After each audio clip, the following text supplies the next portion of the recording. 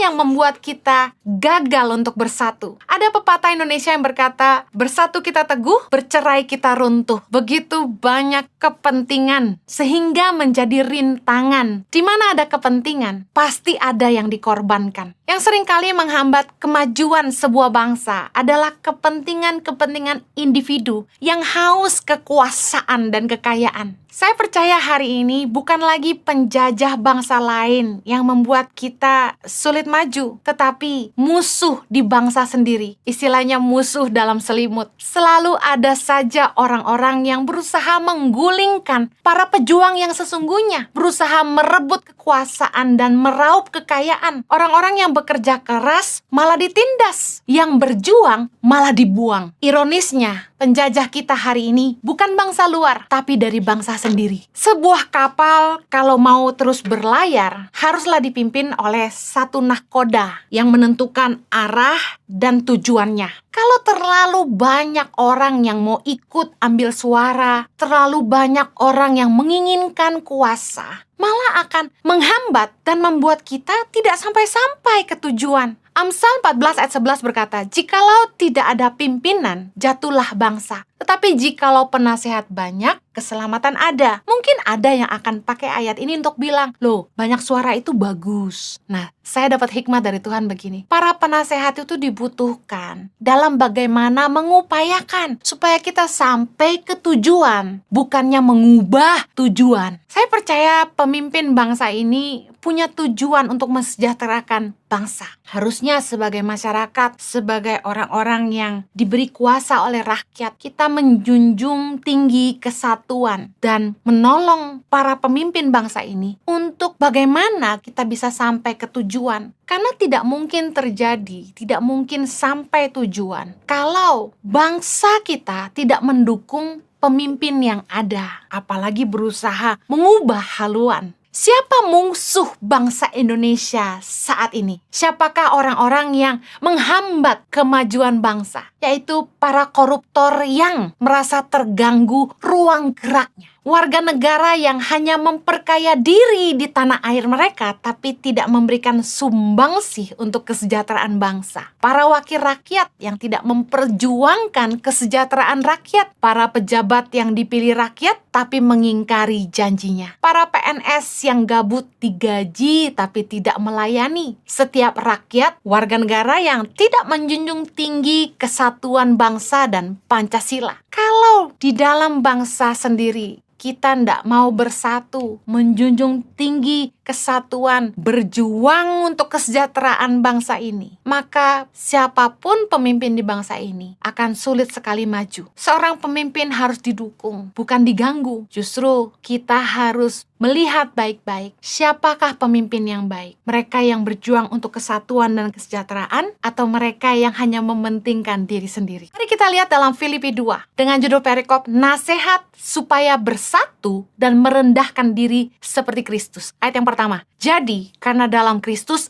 ada nasihat, ada penghiburan kasih, ada persekutuan roh, ada kasih mesra dan belas kasihan. Karena itu, sempurnakanlah sukacitaku dengan ini. Hendaklah kamu sehati, sepikir dalam satu kasih, satu jiwa, satu tujuan. Dengan tidak mencari kepentingan sendiri atau puji-pujian yang sia-sia. Sebaliknya, hendaklah dengan rendah hati, yang seorang menganggap yang lain lebih utama daripada dirinya sendiri. Dan janganlah tiap-tiap orang hanya memperhatikan kepentingannya sendiri, tetapi kepentingan orang lain juga. Satu kasih artinya begini, kita harus mengasihi bangsa sendiri. Kasih harus menjadi dasar atau landasan dalam hubungan. Kita harus mengasihi sesama saudara sesuku bangsa. Yang kedua, satu jiwa. Kita harus sepemahaman, sepemikiran, senilai. Kita harus berjuang sama-sama dengan visi yang sama, yaitu kemajuan dan kesejahteraan bangsa.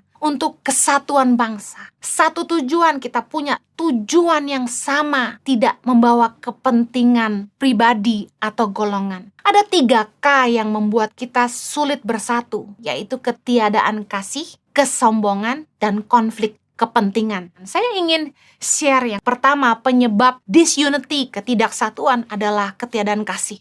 Kasih itu mempersatukan, kebencian menceraikan. Kasih kalau mulai hambar, masalah kecil jadi besar. Kasih itu yang memampukan kita untuk memaafkan kesalahan orang lain. Kasih membuat kita bisa menerima kekurangan orang lain. Kasih membuat kita mau mengerti dan mengampuni. 1 Petrus 4 ayat 8 bilang ini. Tetapi yang terutama, kasihilah sungguh-sungguh seorang akan yang lain, sebab kasih menutupi banyak sekali dosa. Saya percaya kasih itu akan melampaui perbedaan. Seringkali ketika orang pertama kali jatuh cinta, mereka tidak lihat perbedaan yang ada. Tapi ketika kasih menjadi hambar, masalah kecil jadi besar. Tahukah Anda bahwa kasih adalah kekuatan untuk orang berjuang? Kasih adalah perekat yang mempersatukan. Kehilangan kasih di bangsa ini akan kehilangan perekat. Tanpa kasih, hubungan gak bisa bertahan. Yang membuat kita sulit bersatu adalah perbedaan yang kita lihat menjadi penghalang. Rasisme merupakan penghalang persatuan bangsa. Kita ini lahir di Indonesia dengan berbagai keberagaman yang ada. Beda suku, beda bahasa, beda warna, beda agama. Saya pernah mengalami sebagai anak yang lahir di keluarga keturunan Tionghoa. Saya pernah diteriakan, dasar Cina, pulang sana. Tapi saya ini adalah anak keturunan Tionghoa yang lahir di Indonesia dan saya cinta Indonesia. Saya tidak punya kampung halaman di China. Kalau saya diusir keluar dari Indonesia, saya mau pulang kemana? Seringkali saya jengkel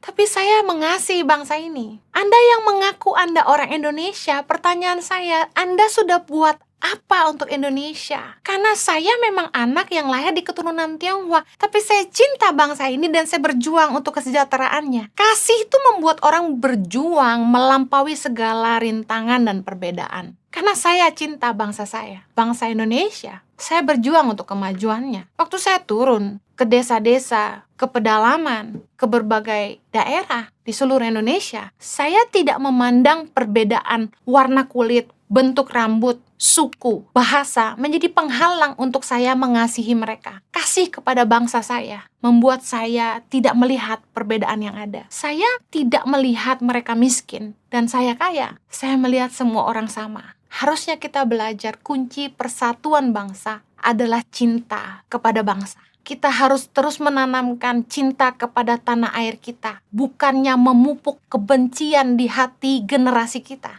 Jangan membuat perbedaan. Beberapa orang tua menanamkan bibit kebencian di hati anak-anak mereka dengan mengadakan perbedaan, menghina suku lain. Berapa banyak pernikahan beda suku yang sangat sulit sekali di bangsa ini. Kenapa? Karena kita melihat beda suku, kita beda. Kita Indonesia.